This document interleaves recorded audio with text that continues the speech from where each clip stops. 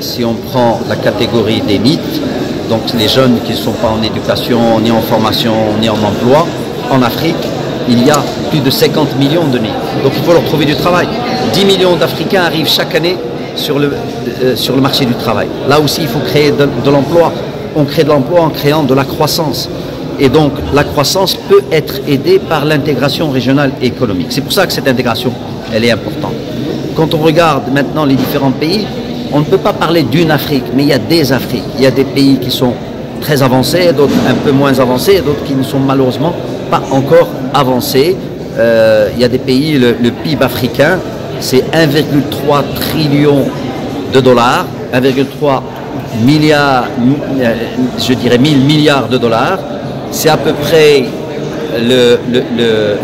excusez-moi, c'est pas 1,3, c'est 3,2. Le PIB africain, c'est à peu près 3,1 millions de milliards, 1000 milliards de dollars, 3,1 trillions de dollars par an. C'est le PIB de la Grande-Bretagne, avec des PIB par habitant qui sont très différents. Ça peut partir de 250 dollars jusqu'à 16 000 dollars.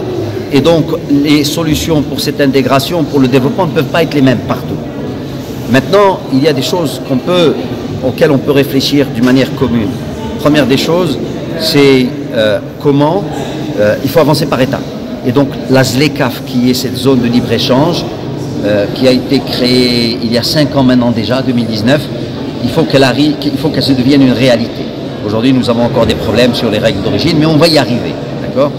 Mais c'est bien d'avoir une zone de libre-échange, mais il faut avoir des produits à échanger, et donc des produits industriels. C'est pour ça que l'industrialisation africaine est très importante. Le Maroc a fait beaucoup d'avancées là-dessus. Je ne parle pas ici du Maroc, mais je parle d'une manière générale. Le Maroc, c'est 85% de ses exportations qui sont des produits manufacturés.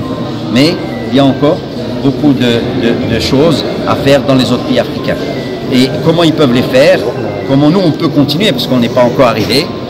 Il faut avoir des ressources humaines qualifiées. Donc il faut que nous arrivions à réussir la réforme de l'enseignement, de l'université, ici ou ailleurs. Il faut qu'il y ait une vraie volonté, je dirais, d'améliorer le climat des affaires. Il faut absolument s'assurer que l'énergie est abondante et à faible coût. Vous savez, en Afrique, par exemple, le coût de l'électricité pour des PME, c'est les 4 fois plus élevé que dans le reste du monde. Nous, ici au Maroc, on a encore fait beaucoup de progrès là-dessus. Mais on peut continuer encore à réduire ce coût de l'énergie.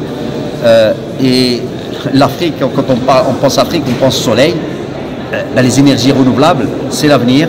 Et donc l'Afrique peut énormément investir dans les énergies renouvelables. Nous avons malheureusement aujourd'hui seulement 2% des IDE qui vont dans le secteur des énergies renouvelables en Afrique. Donc ça, c'est vraiment quelque chose d'important. La sécurité alimentaire, il ne faut pas l'oublier. C'est pas normal que l'Afrique continue à importer des produits agricoles alors qu'elle a les terres, les plus grandes terres au monde. Il y a beaucoup de pluie, pas chez nous, mais dans d'autres pays. Et donc là encore, il y a aussi cette histoire d'intégration de chaînes régionales, des chaînes de valeur régionales. C'est-à-dire, il y a des gens qui font du coton, nous on fait du textile. On peut se mettre ensemble pour faire des produits manufacturés, que eux gardent une partie de la valeur ajoutée, que nous aussi. Mais c'est vrai aussi pour le cacao, ça peut être vrai aussi pour des produits électriques, ça peut être vrai pour la pharmaceutique. Donc il y a beaucoup de choses qu'on peut faire. Et il y a un dernier point qui est le point de la solidarité, qui me semble être important. Sa Majesté l'a dit, avec le projet de la façade atlantique, on va être solidaire avec les pays du Sahel pour leur donner accès. Mais la solidarité se fait aussi par le transfert d'expérience. Nous avons beaucoup de choses que nous avons on a bien réussi. Par exemple, si on prend Wilcom ou l'ancien CCG, ça permettait à la PME d'avoir un prêt parce qu'il était garanti par l'État. Voilà une belle expérience que le Maroc peut partager avec d'autres, mais on peut partager aussi avec eux d'autres expériences dans l'éducation, dans l'université, mais aussi dans la santé par exemple.